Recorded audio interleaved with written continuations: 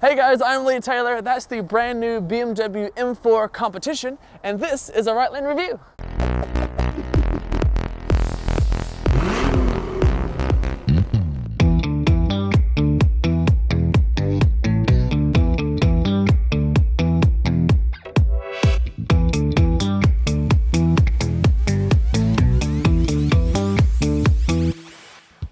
The world of sports cars is evolving, and often BMW is at the forefront of this evolution, and this newest edition makes quite the statement. BMW's newest M car has been met with a ton of hype, and rightly so. This new generation of M3 and M4 mark a fantastic new evolution and a new platform that's likely to be with us for close to a decade, and possibly even into electrification. But before the sparks start flying, BMW want to make sure to give enthusiasts the best possible Bavarian hot rod. And this neon missile is 100% hot rod.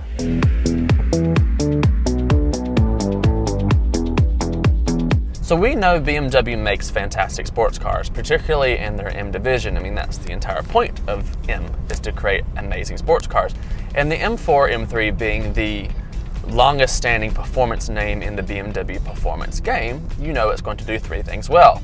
It's going to turn well, it's going to stop well, and it's going to go like hell. And that's perfect. And I've said before that BMW have this weird knack of creating performance cars that have a wax layer over their ferocity. So when you're in the M4 and you're driving it around town or commuting in it like normal, and everything's in its efficient or comfort mode as it is at the moment, it seems pretty normal.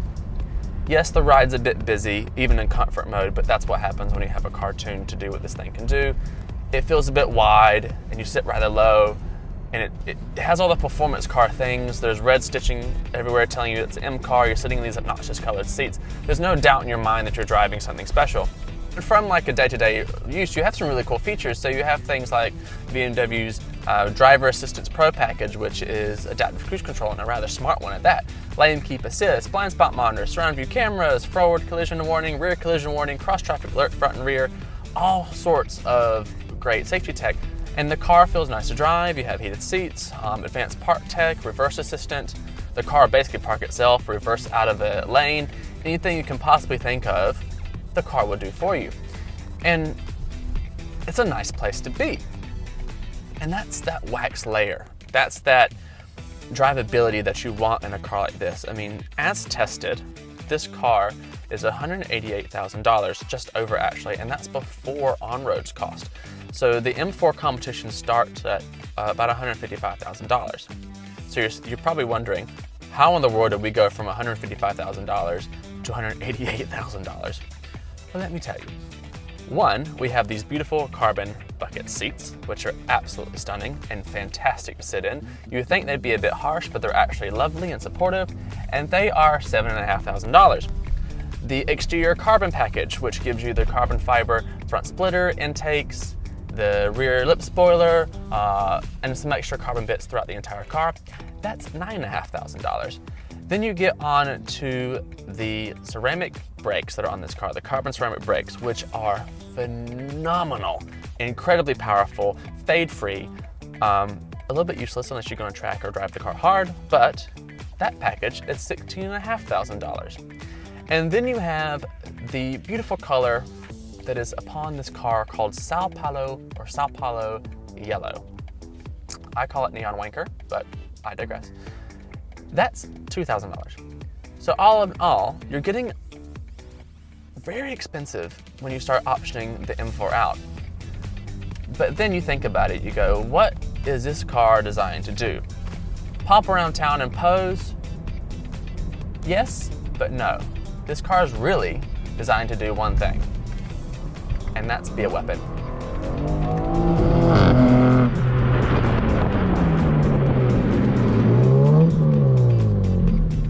So this thing is a weapon, yes, but let's talk about the dynamics for a moment. And we're gonna talk about that by talking about the technical background in this car. This car has a 3-liter inline-6 twin turbo, sequentially set up, but 2 turbos no less, 375 kilowatts, 650 Newton meters of torque in this trim.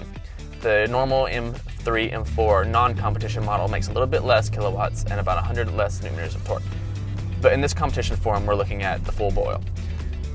Then it's all mated up to an 8-speed ZF gearbox, which is specifically designed for the M3 and M4, with a clutch pack on the front of the gearbox, which allows it to change gears obscenely fast at full click, which is amazing, and you can adjust how ferociously they change gear. Rear-wheel drive, there will be an all-wheel drive model coming later in the year, and a 0 to 100 time of 3.9 seconds.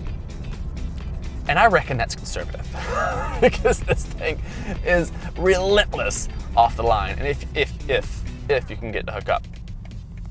And this particular car that we're driving has a little tidbits that I talked about earlier, some of the upgrades, and one of those upgrades includes the Michelin Pilot Sport Cup 2 tires, and those Cup 2 tires are incredibly sticky, and that helps this car's dynamics. When you chuck it into a corner, it is a very large car, and you're dealing with very wide tires, so it feels like it's taking up a lot of the road, but the amount of feedback you're getting back to the driver is a lot more than I expected.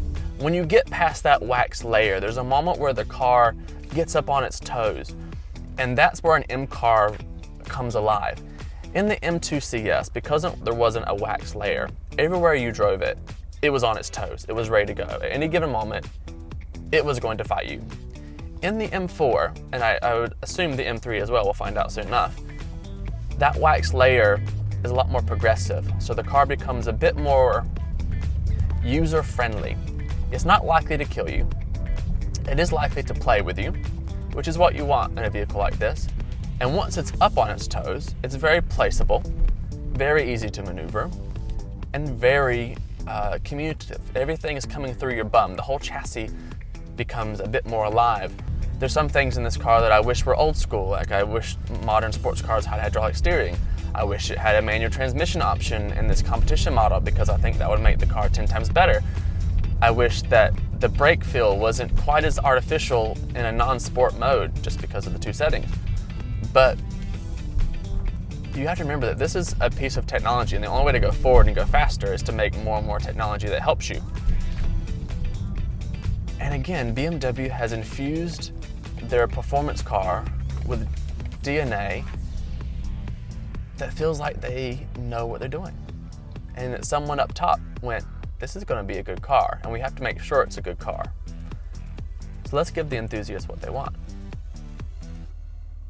I'm on board. BMW have done a really good job of holding on to the soul of M in the M4.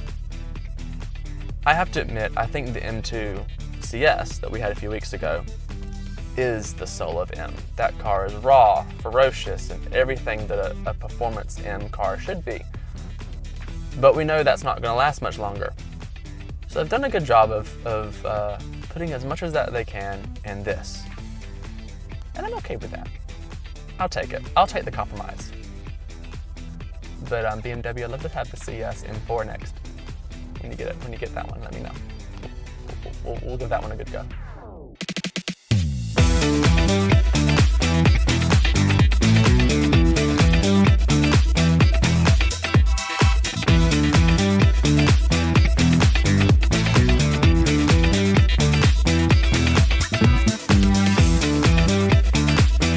How is the cockpit on the brand new M4 Competition? Well, it's typical BMW, so as a general rule, everything is of quality, everything's finished beautifully.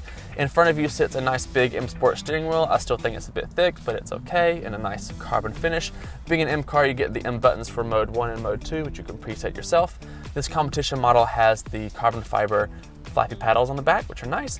The nice big and beautiful BMW digital driver's display, and one of the best heads-up displays in the business up top. And these have their own mode for M-specific things we'll talk about in a minute. The newest version of iDrive, which is nice and intuitive, works really well. Apple CarPlay, Android Auto, some cubbies for anything you can possibly think of, a wireless charger, heated seats, all the normal BMW-ness that you enjoy. Now, since this is an M car, it's got some M Division specific options fitted to it. One is the fact that iDrive offers an M mode, so you can see things like engine data, performance, G, load, tire pressure, tire temperature. You can set up the different configurations in the car, but you could also adjust the car with M mode. So your dash then turns into this very beautiful, bit more direct performance-derived display, and the heads-up display now gives you a full rev counter directly in your view, and it's actually quite nice when you're going up a mountain road or out on the track. you don't really lose your attention anywhere else. And you can set it so the main screen turns off and it's distractionless nearly. These seats are specific to the M cars. They are the lightweight M Sport seat, and they are a quite expensive option, but they're fantastic. They hug you in all the right places. You're never gonna slide around in these, and I'm a sucker for a Recaro anyway, and they're fabulous. All the good things for a nice M car, really.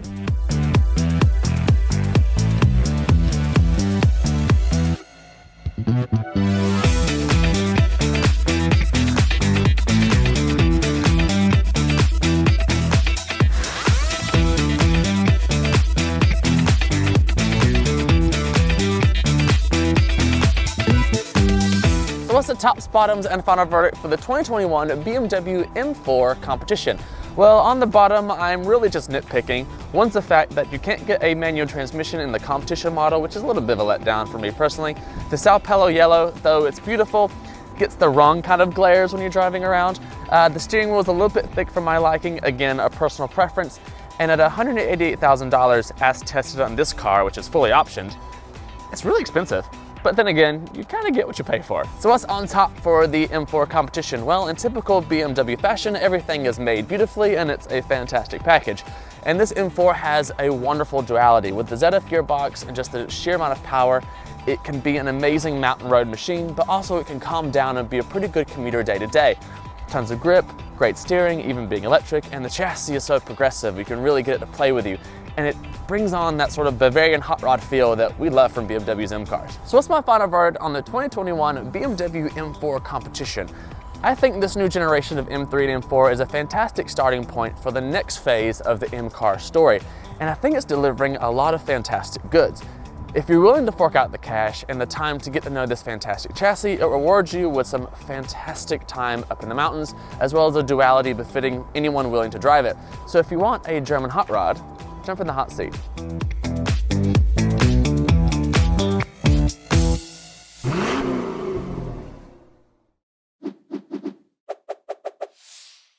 So adaptive cruise control, blind spot markings, cross traffic alert right.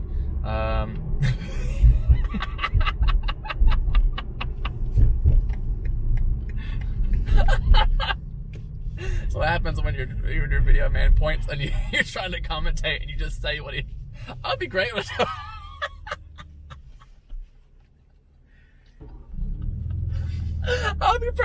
I'm great with a teleprompter.